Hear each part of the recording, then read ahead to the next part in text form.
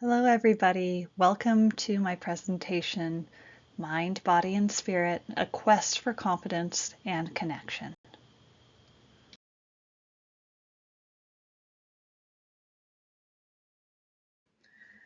I want to be able to share my authentic self with you. I'm not always the most confident of riders. Sometimes I can be pretty confident and sometimes downright fearful. When I was younger, when I was a kid, it was easy to be confident and to trust that my body and my horses and everything was going to be okay. But through history of pain and injuries around horses and setbacks with confidence, it's not always like that now. I found that to build and develop confidence, I've really had to work on myself. And it can be difficult to know what parts of yourself are the parts that need work. I found that the things that help us with our confidence can be divided into categories of mind, body, and spirit. So when we talk about our mind, what we're talking about are our intelligence, our thinky thoughts as I call them, our inner dialogue, what we say to ourselves about our surroundings and about others. Your body is basically your meat suit, right? So it's what carries our brains, our thinky thoughts around. But it's also more than that. We can think of our spirit as what makes you, you. And so these three areas all need to be addressed when you are working on your confidence. It's easy to focus on, well, maybe it's not easy, but often we focus just on psychology, thinking sports psychology, and really working on taming those inner dialogues and intrusive thoughts. But there's more to it than that to help build your confidence. Physical fitness, your body is super important that it is willing to participate in these endeavors that you're asking it to do. If you are working on developing confidence, but your body isn't ready to basically cash the checks that your mind writes, then that's not going to work out for you. So you need to figure out how to make your body able to achieve what you're asking of it. So first you need to take care of any pain you may have. Pain is very real and it shuts us down on a primal level and makes us not want to take perceived risks, such as riding or any risk inside of riding that you may have. You need to get your pain under control, and that can look different for everybody. It could be different treatment modalities that you may choose.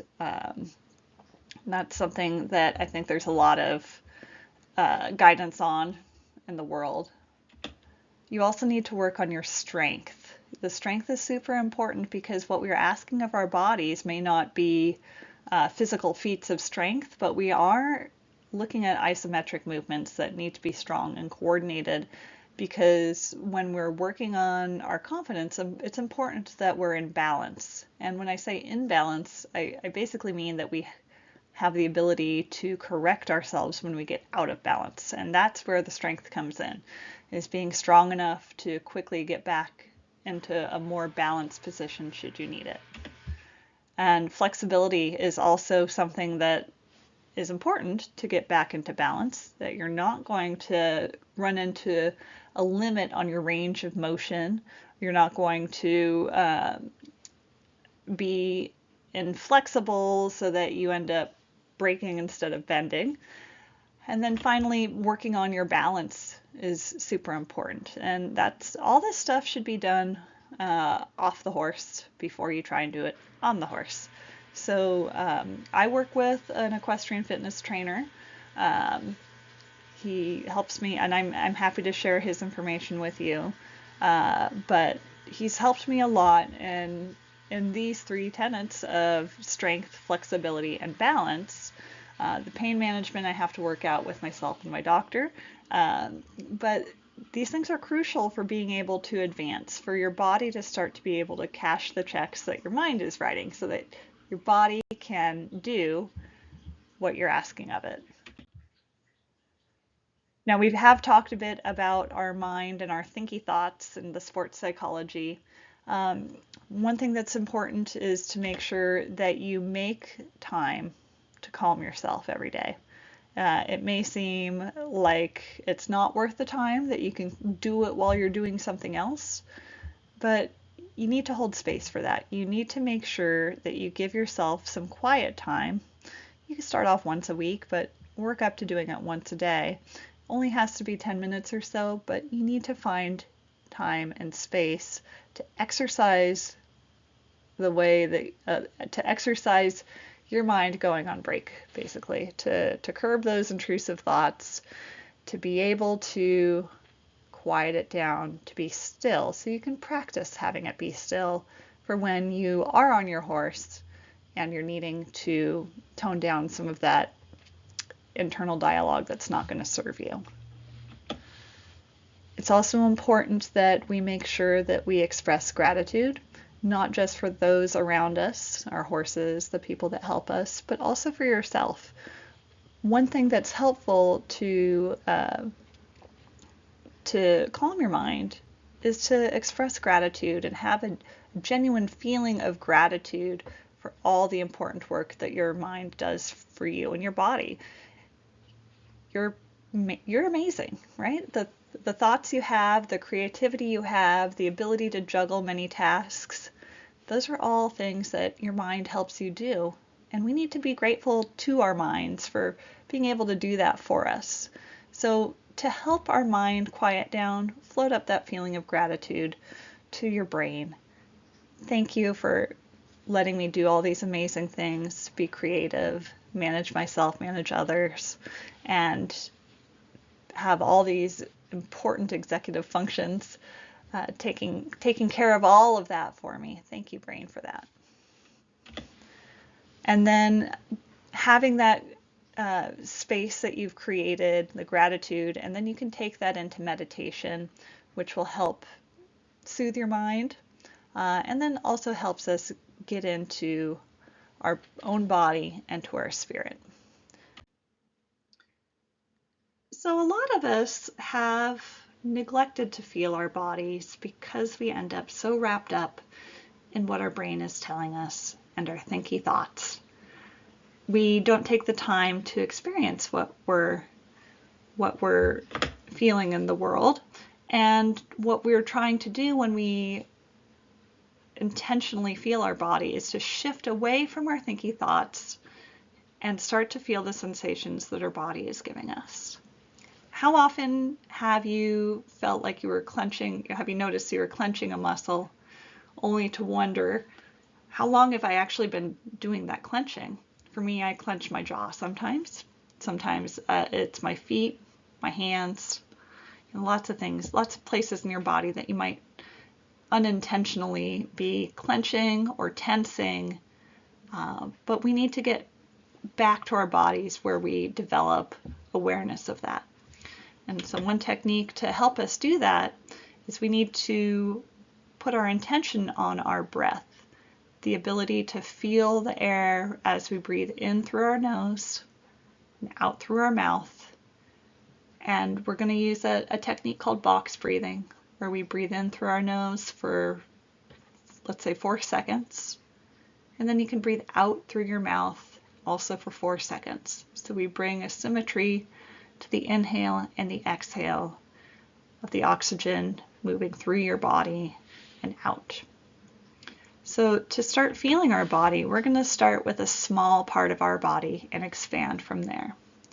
So let's try this with our right hand, let's say.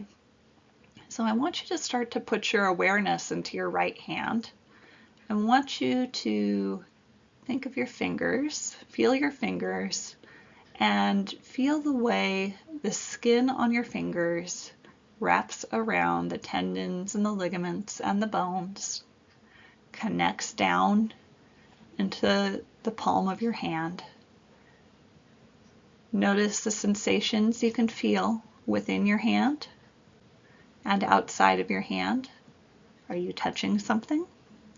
Is the air touching? How does the air feel? Is it fast air, cold air? Is the air still? or warm? Can you experience the sensation around to the back of your hand? So from being aware of our hand, we can start to breathe into the feelings of our hand, thinking of the sensations of feeling your hand. Take a couple breaths in for 4 seconds and out for 4 seconds. Still thinking of your hand, breathe in again. And now we're going to expand the awareness that we have feeling our hand up our right arm, up the forearm, the elbow, and your upper arm. Continuing to breathe in for 4 seconds and out for 4 seconds. We can expand from there, and we're going to do that a little bit later in the exercise we're going to do towards the end for our meditation. As you're doing the breathing and starting to feel your body, you might notice some points of tension in your body.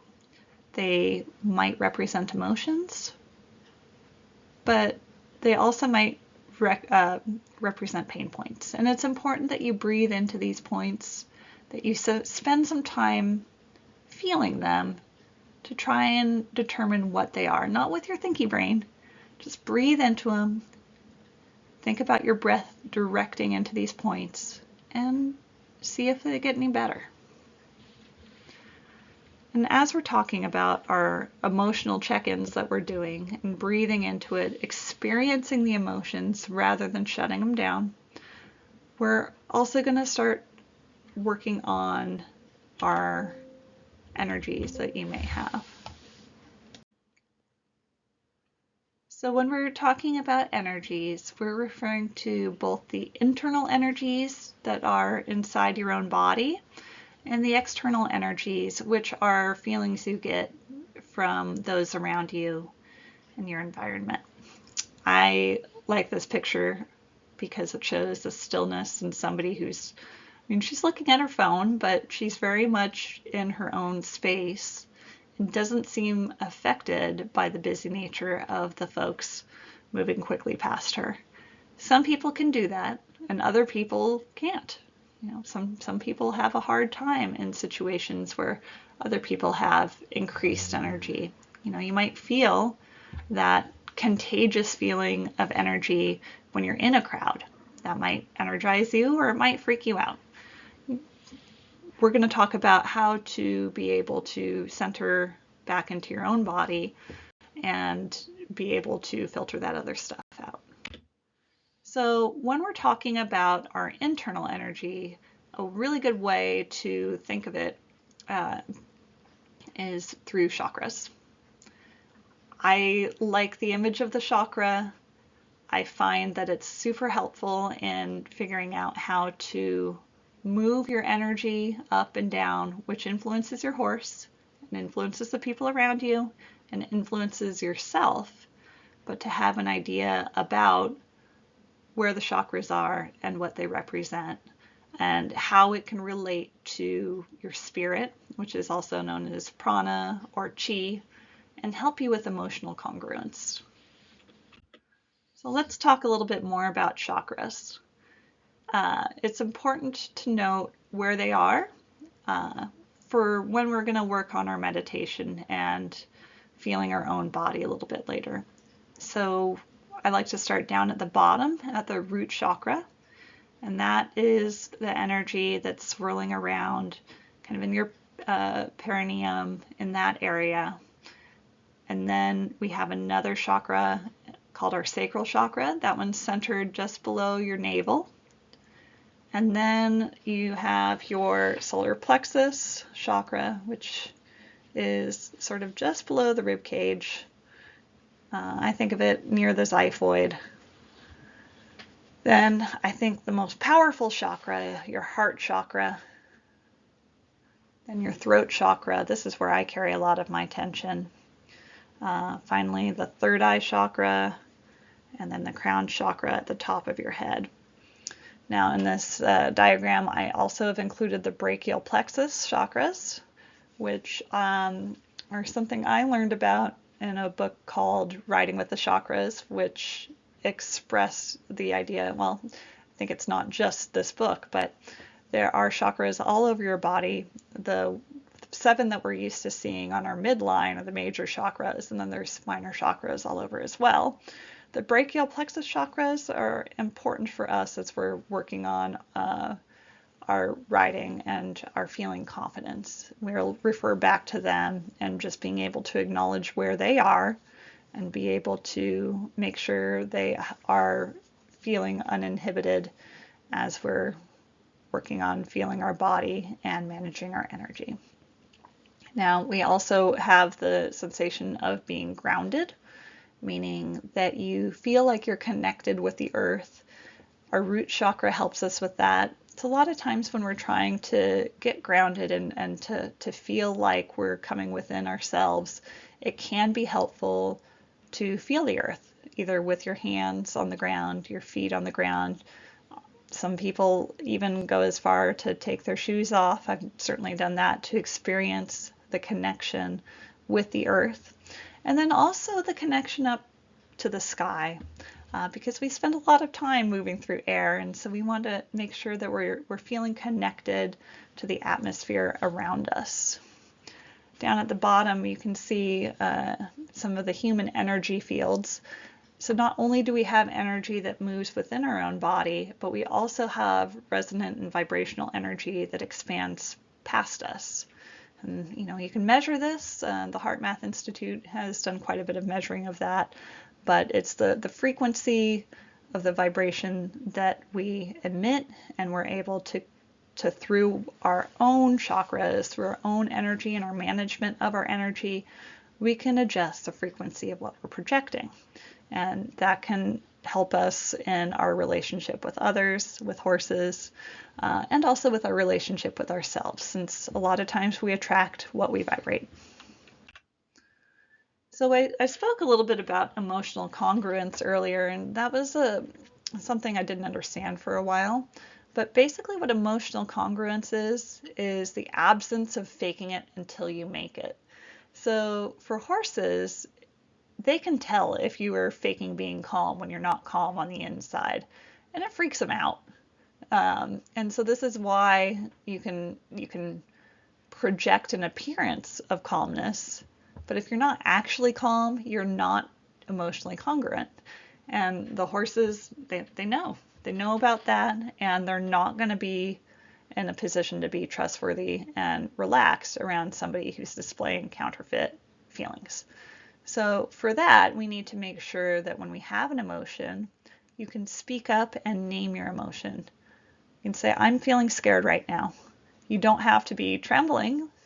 You don't have to be panicked. But if you have a little bit of fear, acknowledge that fear, let it out into the world, so that at the very least you can be emotionally congruent and not creepy. I think horses are much more willing to help you if you're feeling and demonstrating that you're scared, versus if you're faking it and acting like you're not scared when you are.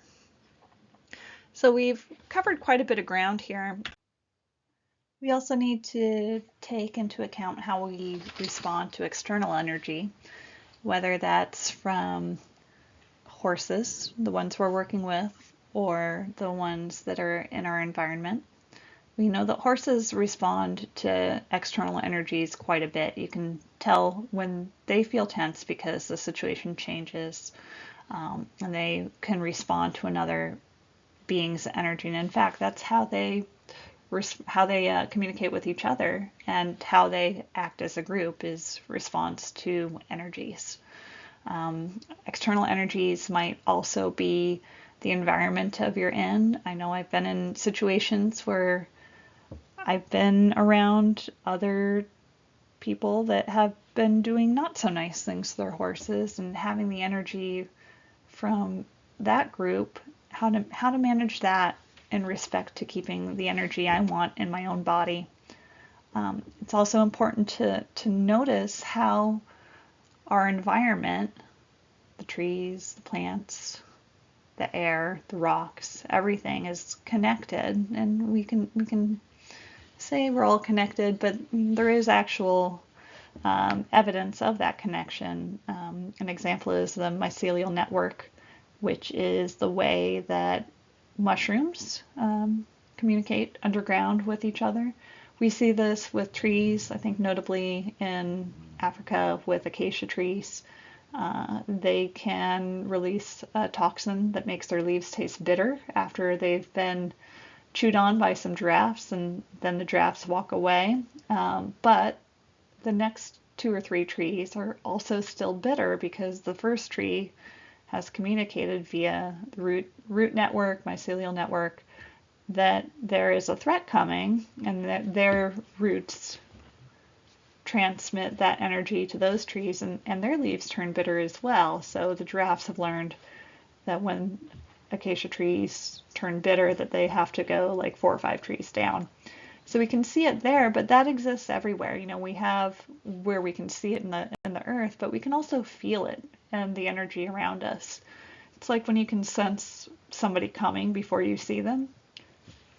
Those energies are external to us, but they do affect us. And I'd like to help you with an exercise I like to do for my mind, body, and spirit to practice the intention and the feeling of being confident and being centered within myself. And I do this as a bit of a meditation.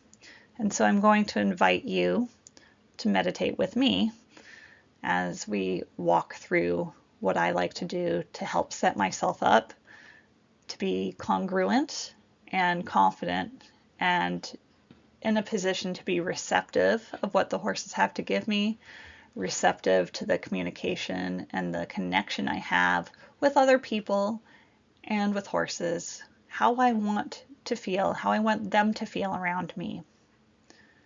So get into a seated position, or if you have room and you'd like to lie down, you can. Try not to cross your legs unless you want to go into lotus position or crisscross applesauce. We just want to try not to just cross our ankles. We want to be thinking about letting our energies flow through our body. Now you can do this with your eyes open, but maybe at half-mast, or your eyes shut. So the first thing we're going to do is we're going to breathe. We're going to practice our breath with no other intention.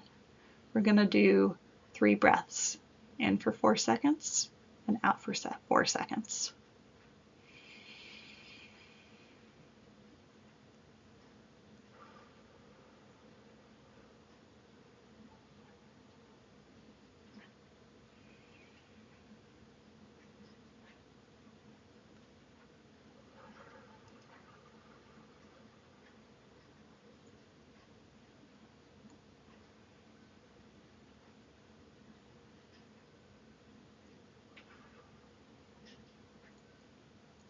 Now continue breathing in this pattern, and I want you to float a sensation of gratitude.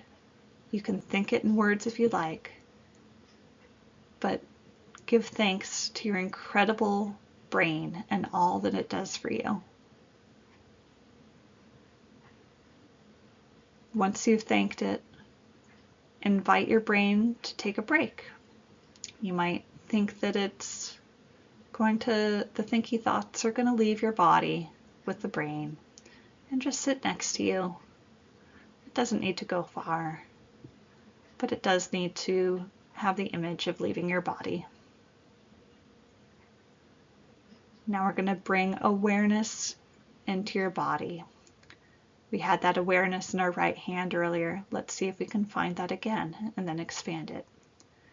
You're going to continue to breathe as you do so, with your even breaths in and your even breaths out. So bring your awareness into your right hand. Feel the skin over your fingers. Feel the insides of your fingers, the outsides of your fingers. Notice what they're feeling. They're feeling something touching them. If they're feeling air, and then expand that awareness down into the palm of your hand and your right hand. You're going to bring that awareness up your arm, through your wrist, elbow, upper arm, and shoulder. If you find any pain points or tension, you want to make sure you breathe a couple breaths into them. And then we can put your awareness on your left hand, starting with your fingers, the inside of your hand, the outside of your hand, and expanding the feeling of your body up through your right and your left arms. You can take that sensation down into your feet. You can feel your toes on your right foot and your left foot, your feet, and how they connect together. Breathe into any pain, any sensations of tightness that you may have. Spend some time in any area where you find that sensation of tightness. Continue breathing as your awareness moves up your legs, up the front side of your body, up the back side of your body,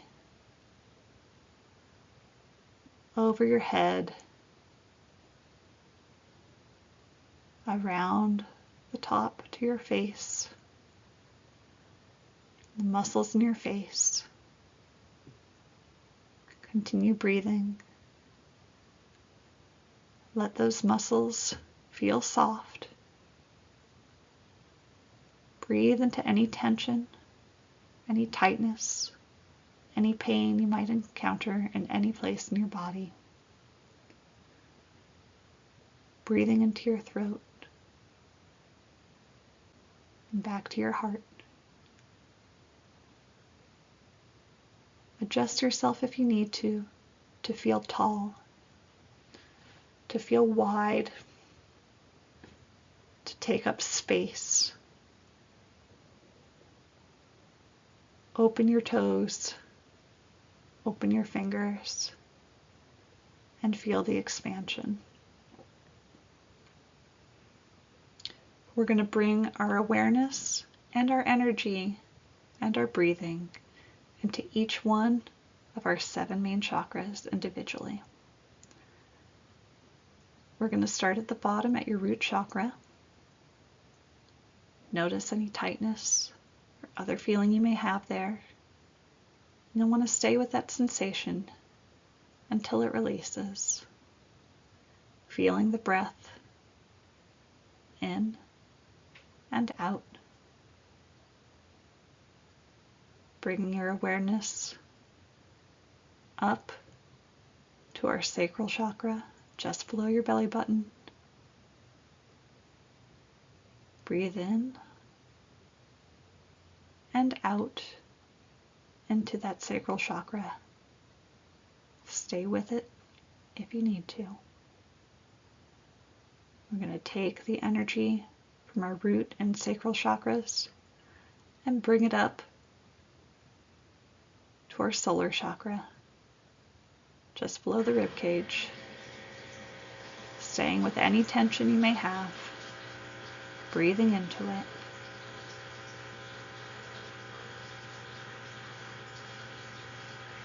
And then we'll take these 3 chakras and bring them into our heart center, allowing that heart center to open, to expand,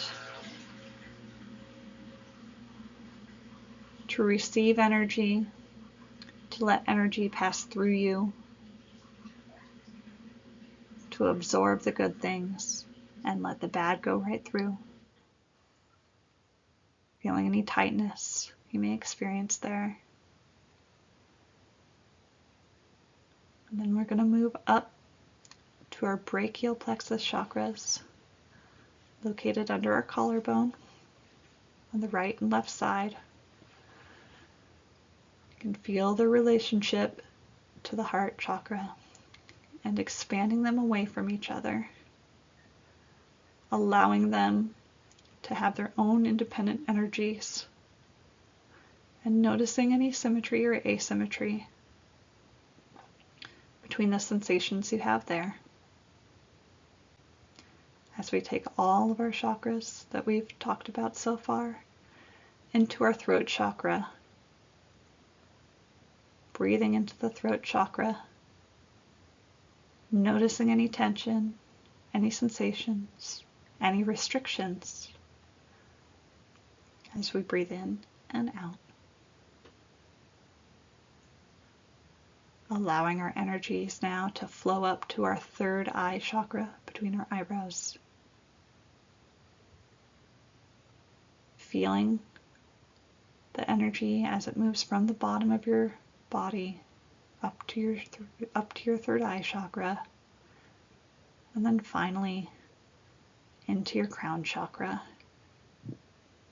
Feeling the expanse of the energy as you breathe in and out, all the way from the root chakra up through the crown chakra. Feel your energy spilling out the top of your crown chakra, falling like a waterfall around you, only to be absorbed again by your root chakra to make its trip up through the crown chakra and make a cycle of energy moving through your 7 main chakras and around your body. Breathe into this flow. Check in with your extremities, hands and feet. If you have thoughts, if your thinky brain is trying to come in, it's okay. Just thank that thought for happening and ask it to go take a rest with the brain.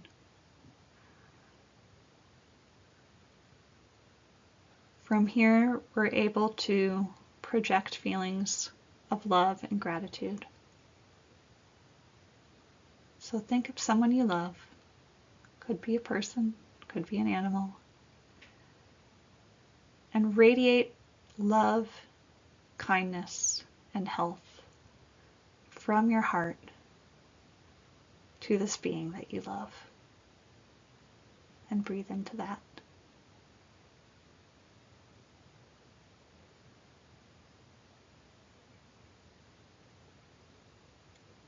From here, I like to do a bit of an energy movement exercise.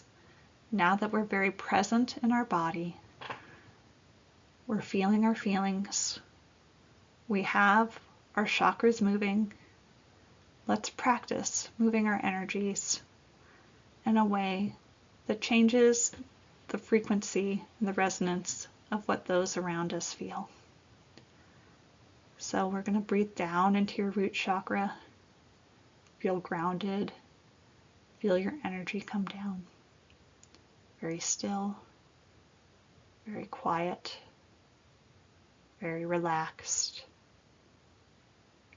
And then we're going to, through our breath, we're going to bring our energy up to our crown chakra. We're going to breathe in. We're going to feel excited, bringing up our energy on each inhale until we feel like we're more full of life and bursting with energy. Breathing up, feeling your energy in your heart chakra and above. And now we're going to practice bringing that energy back down.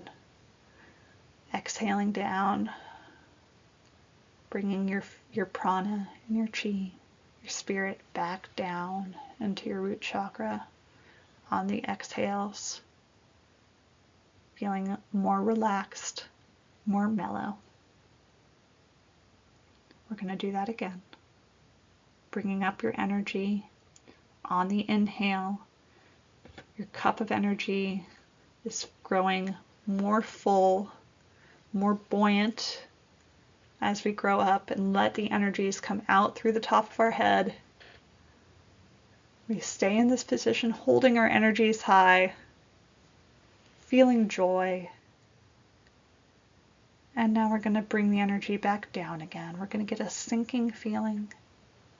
We're going to breathe down into your root chakra. It's coming down.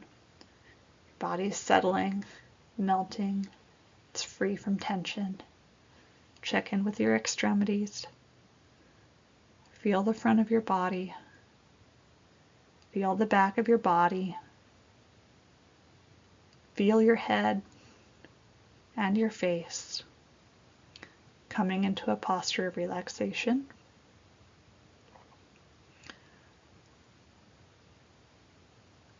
We're going to slowly open your eyes and rejoin with a sensation of connection to our loved ones and to yourself.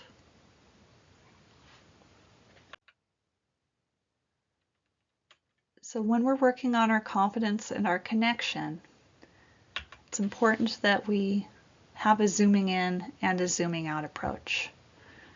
So with that spirit exercise we did, when we zoomed in and started to feel our own bodies, to quiet our brains, we could control how we were feeling in a zoomed in fashion. And then zooming out with our energy that we radiate, either up and joyful energy that radiates out around us, or we could project a more mellow, sedate, calm energy down from our root chakra. And those things can affect how animals and people around you feel.